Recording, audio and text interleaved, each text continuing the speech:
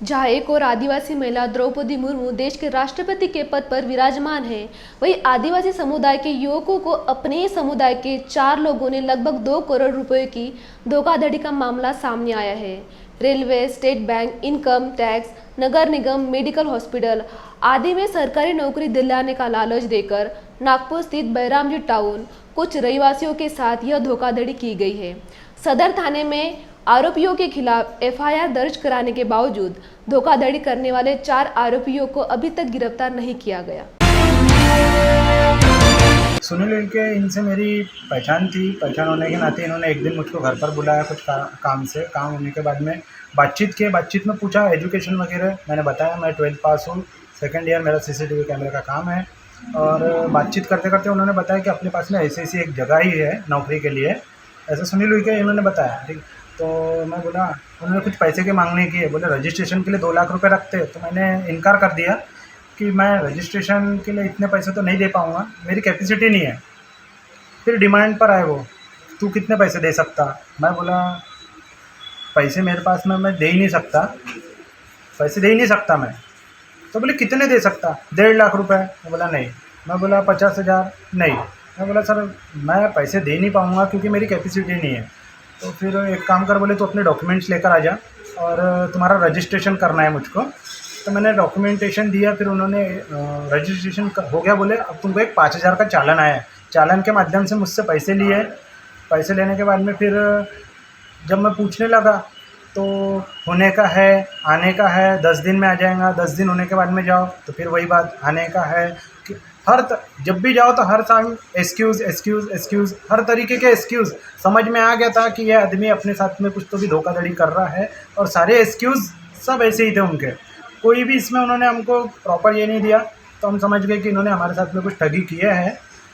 ऐसे कितने लोगों के साथ उसने इस तरह का धोखाधड़ी की? मुझे पता है कि मैं जिस बस्ती में रहता हूँ वहाँ पर तो 15 से 20 लोगों से इन्होंने ठगी किए हैं। और इनके टारगेट में इनकी मुँह ज़बानी है कि हमने 300 लोगों का रजिस्ट्रेशन किया है। ऑलमोस्ट इन्होंने 3 CR के पास, 3 करोड़ के आसपास का इन्होंने घपला करके बैठे हैं। कितने लोग शामिल हैं इसमें? जी, कितने लोग शामिल हैं घोटाले में तो सर 4 लोग इसमें शामिल है। तो बोले एक जगह है बोले, और मेरे को बोले 8 लाख रुपए लगेंगे काका, बोले एडजस्ट करने के लिए। बोले तुम बोले ये करो। बोले तो मैं वो मनीष उइके के थ्रू उसके घर पे गया, बच्ची के कागज़ पत्र लेने लगाया। उसने जेरॉक्स निकाले, जेरॉक्स स्कूल लिविंग ये वो मार्कशीट वगैरह के। और उसकी जो लड़की आई, वो लड़की था सुनील उइके।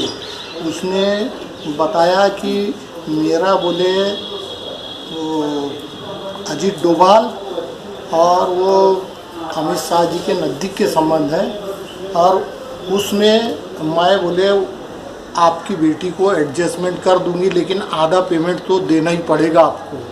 तो फिर वो कुछ दिन के बाद मनीष उइके, जो सुनील उइके का भतीजा है, वो आया और मेरे को 50,000 मंगा गोंडवाना चौक पे, कैश में दिया मैंने।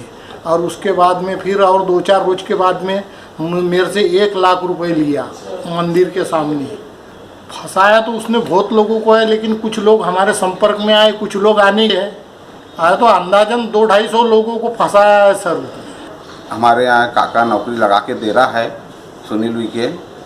तो बोले तुम कुछ करेंगे क्या? बोले मेरे लड़के बोले जॉब है। बोले तो मैं बोला भी, मेरा लड़का आके बोला कि भाई पापा ऐसी बात है कि पैसे मांग रहे हैं और बोल रहे कि नौकरी लगा के देंगे। मैं बोला आज की तारीख में कहाँ किसको नौकरी मिलती है? हाँ, तो फिर उन्होंने क्या किए, ये राकेश, आशीष, मनीष, इन्होंने वो मेरे बड़े भाई के लड़के को उचका करके उसको बोले कि भाई तेरा तो जम गया है जीतू कश्यप का, तो तू बोले कि तेरे काका को और तेरे भाई को, काका के लड़के को, कि भाई मेरा जम गया तो तू भी अपना जमा ले।